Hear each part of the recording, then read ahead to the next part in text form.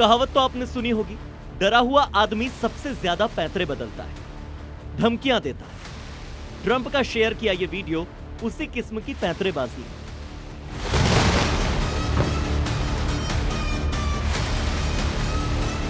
लेकिन दिक्कत यह है कि 35 दिन की जंग में ईरान में अमेरिकी राष्ट्रपति का कोई पैंतरा अब तक कारगर होता नहीं दिख रहा।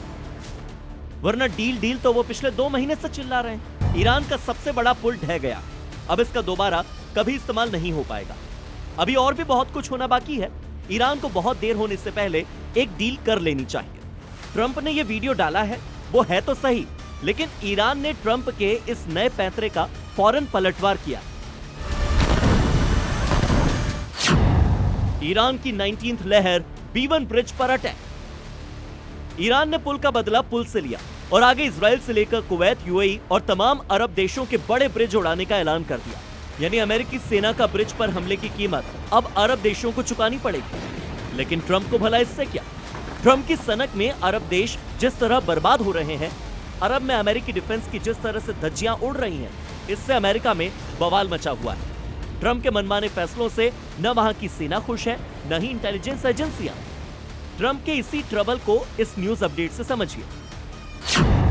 General Randy George army chief of staff हटाए गए। डेविड हॉड ने जनरल हटा दिए गए। विलियम ग्रीन जनरल हटा दिए गए। काश पटेल FBI डायरेक्टर हटाए जा सकते हैं और इंटेलिजेंस चीफ तुलसी गाबार्ड अपनी बयानबाजी की वजह से हटाई जा सकती हैं, क्योंकि उनसे ट्रंप नाराज हैं।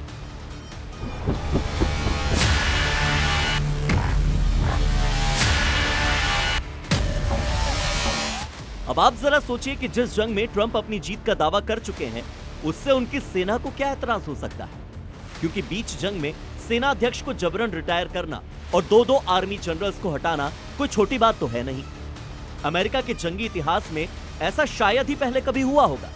और अमेरिका ने तो ईरान जैसा बिना साफ मकसद वाला कोई जंग इससे पहले लड़ी भी नहीं। अफगानिस्तान में उसके एजेंडे पर अलकायदा था, तो इराक में सद्दाम हुसैन का तख्ता पलट। अमेरिका का इकलौता मकसद यही था। उसे पूरा होते ही अमेरिकी सेना इराक से हट गई। लेकिन ईरान से जंग में ट्रंप ने अमेरिका को ऐसे फंसा दिया है कि अब निकलने का कोई रास्ता तक नहीं बचा।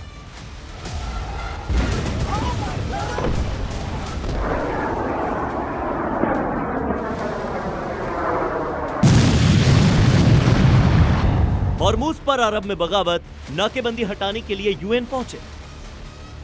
दरअसल हॉर्मुज की महीने भर से नाकेबंदी की वजह से अरब देशों को दोहरा नुकसान हो रहा है। एक तो तेल का कारोबार प्रभावित हो रहा है, ऊपर से ईरान के भीषण हमले झेलने पड़ रहे हैं। 35 दिन की जंग में यह साफ हो गया कि अमेरिका न तो ईरान के हमलों से अरब देशों को बचा सकता है और न ही हॉर्मुज की नाकेबंदी खुलवा सकता है।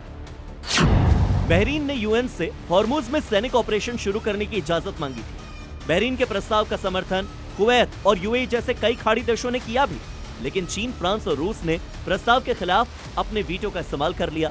सुरक्षा परिषद के 3 देश यानी चीन, फ्रांस और रूस के वीटो की वजह से यह प्रस्ताव गिर गया।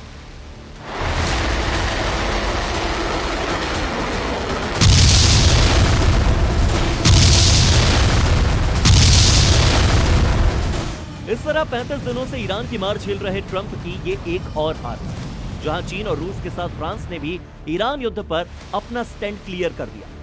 फ्रांस इस जंग में अमेरिका के साथ नहीं है। नेटो इससे पहले ही ईरान में संयुक्त सेना भेजने से मना कर चुका है।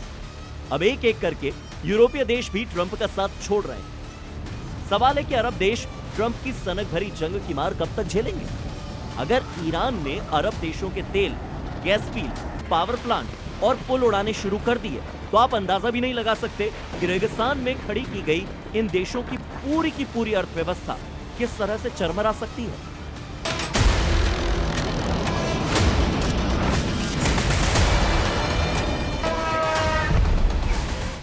और इस सबका जिम्मेदार कौन होगा? America, Donald Trump. भौगोलिक रूप से इस जंग में उसका तो कुछ नुकसान हो नहीं रहा। खंडहर बन रहे हैं अरब देश और इजराइल। ऐसे में ट्रंप को कब तक मिलेगा इन देशों का मॉरल सपोर्ट? ये सवाल बरकरार है।